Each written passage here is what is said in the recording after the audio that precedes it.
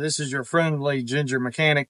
We got ourselves a '06 Acura MDX here, and needs an AC compressor. We're going to show y'all how to do that. I got the AC machine already hooked up and we're covering the Freon right now. We're going to get the belt off of it and go from there. Show y'all how to do it. All right, so we're going to go ahead and take the belt off. The tensioners right there. I've already got the ratchet wrench on it. This compressor is down on the bottom towards the front of the motor, in front of the vehicle.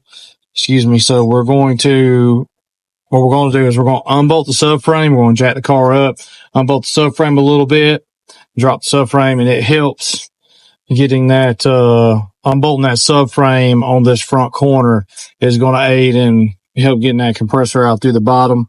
It's the easier way to do that. So like I said, we're still recovering. It's almost done recovering the Freon. We're going to get the belt off, get this thing jacked up, and then, undo that, front subframe out bolt and bracket. And I'll show you all that here in a minute. Little safety tip I wanted to go over real quick with y'all. If you're using floor jacks and you get up underneath the vehicle, please put a jack stand up underneath it. I actually knew someone years ago that was using a floor jack, was doing brakes on doing something on his father's vehicle, was up underneath that. Jack ended up failing, and anyway, he ended up dying.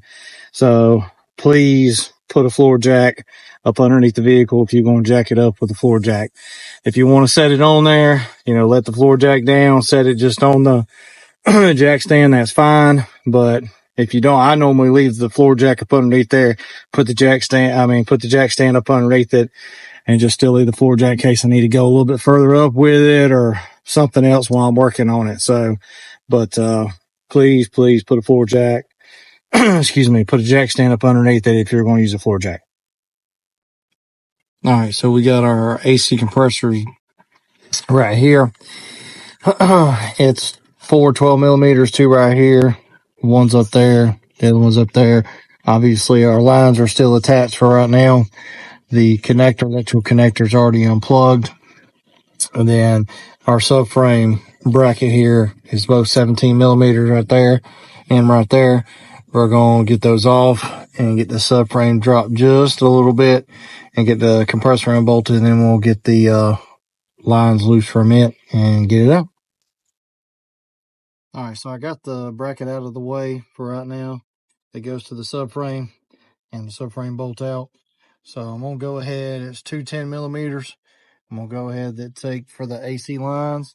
I'm going to go ahead and get those out. One is right there, and then the other one is right here. So one right there, one right here. I'm going to take the AC. I'm going to go ahead and take those AC lines off, and then I'm going to get unbolt the compressor and maneuver it out. All right, we got our old compressor out. Like I said, clutch, it's fine. Well, it's just the electrical part of it's messed up or whatever. So anyway, so we're not replacing the condenser or the accumulator on this one, because there's no really need for it. Like I said, because it's not an internal failure, it's a electrical failure on the clutch. But you got to be careful. These 5.5 bolts, one's there, one's right there. They're bad about stripping. We got to get this piece off to put it on the new compressor. You need to clean them really, really good before you even touch it with your socket, because like I said, they are notorious for stripping. You need to you need to put it in a vise, which is what I'm going to do, and hold pressure tight on that socket and that ratchet when you go to break these things loose, like I said, because I've stripped several of them out before, and sometimes the only thing to do is just grind or cut the head off at that point. And then, so you can use this piece on your other compressor. So we'll get to it. All right, so we got our bolts broke loose from this bracket. They're 5.5. We didn't strip them. I normally say a prayer before I go to touch them things, because I'm telling you, they're notorious for stripping out. But the main thing is putting pressure on your back of your ratchet before you go to break them loose, because it'll push off of the nut. It'll push off of the end of the nut. And if it pushes off the end of the nut, you'll end up rounding that thing off real fast if you just put it on there and go to try to break it loose. So it's a main thing that if you put pressure on the back of that ratchet face down, that way, like I said, you're holding pressure on at the same time and then break it loose. And then, you know, I mean, sometimes you can't avoid it, it's still going to strip no matter what. So, and then, like I said, then you're just in for a bunch of more time trying to get that thing, get them bolts out. So we're going to flop it over, put this over here. We're going to put this onto our new compressor. And so I'm going to, this one, when you get new compressors, sometimes there's a tag on it or a piece of paper saying how much oil they already put in the compressor, if they put any in it. And so there was no paperwork in this one, so I have no idea how much was in it. So what I do is I normally take it over to the oil drain, flip it upside down, and then spin it over by, turn the clutch over by hand. And then I'm gonna put 3 ounces of pack 46 with dye in it. And so then we'll get the compressor bolted back up. But I use PAG oil with dye always. That way, if there's any leak that comes up after the fact, you can always, you know, hopefully find it with, you know, black lights. So with UV lights. So another thing is that typically on these of my AC hoses, I do not change the O-rings unless it was already leaking. Because sometimes when you get compressors with the new compressors, they'll send you O-rings. I've had a lot of them. They're the wrong, they look like they're the right size. If you don't actually match them up, if you just go take the old rings off, the old O-rings off and put the new O-rings on, they'll be the wrong size and it'll go to leaking. So if it wasn't already leaking, I just cleaned the old ones up and then just reuse the old ones. So we're going to get this swapped over and get it put back in. All right, we got our bracket adapter here swapped over. We got it dumped out. It did probably have somewhere probably about 6 ounces in it when I went to go dump it out and turn that clutch over upside down. So anyway, we got all that dumped out, and then we got 3 ounces of the PAG 46 with dye in it.